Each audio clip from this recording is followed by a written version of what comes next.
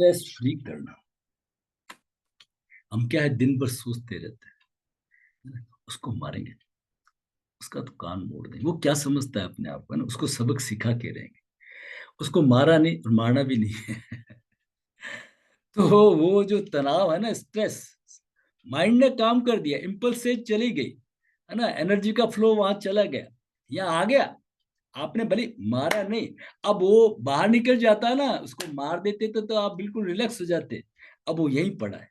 तो ये जो तनाव है ना, ये आपको चैन से बैठने नहीं देगा, है ना। इसलिए कह तो दिया कि आप ध्यान कर लो, बैठ जाओ, बैठ नहीं सकते, आप नहीं बैठ सकते। आपको कभी यहाँ खुजली आएगी, कभी यहाँ, ये मंकी स्टेट हो जाएगा। विपश्यना साधना का आपने नाम सुना होगा। तो वहां पे 10 दिन तक बोलना तो बहुत दूर है, आंखों का इशारा भी नहीं करते। आप मेरे पुराने मित्र है, पास के, हर एक का अलग कमरा होता है, पास के कमरे में ही है, आप मिले तो मैं आंखों से विश भी नहीं कर सकता, आंखें नीचे रखेंगे ज्यादा से ज्यादा। मैं कर गया मुझे 2 बार। बहुत बढ़िया, धन्यवाद धन्यवाद सर। तो फिर कहने का मतलब ये है कि जब आप इस तरह से रहते हो, तो वहां पे गुरुजी से लोग पूछते हैं कि गुरुजी, पास में जाके गुरुजी के प्रश्न पूछ सकते हैं धीरे से। तो गुरुजी समझाते हैं, सारा संसार नाश्वर है, शरीर भी मरण धर्म है, मोर्टल है, हमेशा नहीं रहने वाला, कहाँ नहीं रहने वाला। जब शरीर नाश्वर है ना, तो इसके सेंसेस जो है ना, खाज खुजली इचिंग वगैरह, ये भी तो हमेशा थोड़ी रहने वाले हैं। हाँ, ये भी नहीं रहने वाले। तो आप उसको एक कमांड दीजिए, अनिच्छ। पल्ली भाषा, गांव की भाषा है, उसका शब्दकोश थोड़ा छोटा है। अनिच्छ मैंने अनित्य, it's mortar, mortar, it's temporary, अनित्य, आई विल नॉट एंटरटेन। जैसे ही आपके पैर में इधर यहाँ खुजली हुई, आपने कहा अनित्य, वो चली जाएगी, थोड़ी देर में इट विल वेनिश। ये देखिए साधना की टिप्स है, बहुत इंपॉर्टेंट है। और अगर आपने कहा नहीं थोड़ा तो कर ले, वो कहते बेटा थोड़ा इधर आ जा, अब थोड़ा सा पीछे कर ले, you will be in monkey state. इसलिए आसन किसको कहते हैं, पतंजलि महाराज क्या समझाते हैं बड़ा वैज्ञानिक तरीके से, स्थिर सुखम आसनम। आप में बैठने की योग्यता आ जाए, आप घंटा 1.5 घंटा एक जगह पे बिना हिले डुले बैठ सकें। अगर अभी तीसरी क्लास है, यम नियम के बाद में तीसरी क्लास है आसन, अगर आप में बैठने की योग्यता है तो मैं आपको प्राणायाम सिखाऊं, ठीक है ना। प्राणायाम में अगर आप पास हो जाए तो प्रत्याहार बहुत ही इंपॉर्टेंट टर्म है ना, इंद्रिय निग्रह, फिर उसके बाद में धारणा ध्यान समाधि में आपको ले जाओ, है ना। हम तो क्या 15 मिनट में ध्यान, कहाँ से आएगा ध्यान। वो अंदर लिखते रहते हैं वाओ वाओ वाओ के मैसेज आते रहते हैं, ध्यान सिखा रहे हैं, वाओ वाओ कहाँ हो रहा है। ठीक है, एनीवे चलिए, आपको टिप्स देनी थी।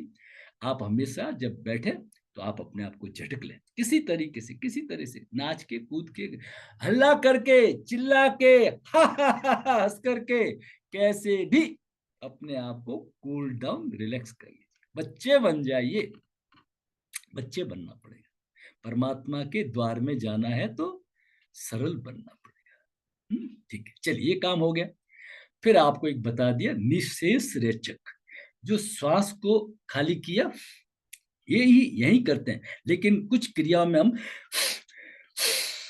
पूरा खाली कर देते हैं। ये कुछ क्रियाएं होती है, किसी ऑर्गन्स को हम ठीक वगैरह करना चाहते हैं तो पूरा श्वास को, एक टर्मिनल है निशेष रेचक, ठीक है ना, जिस रेचक को करने के बाद में कुछ भी शेष नहीं रहे। ठीक है।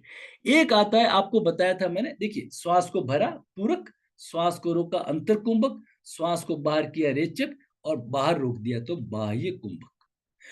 तो अंतर कुंभक और बाह्य कुंभक, जिसे, और एक होता है केवली कुंभक। हाँ, एकदम अवाक, वाहे गुरु, एकदम आप बहुत चुके हो गए, वाहे गुरु, एकदम दर्शन हो गए, मतलब एक्सक्लेमेशन होता है ना, अचंभित, हाँ हाँ, एकदम शब्द रुक जाते हैं, श्वास रुक जाता है, उसको कहते हैं केवली कुंभक।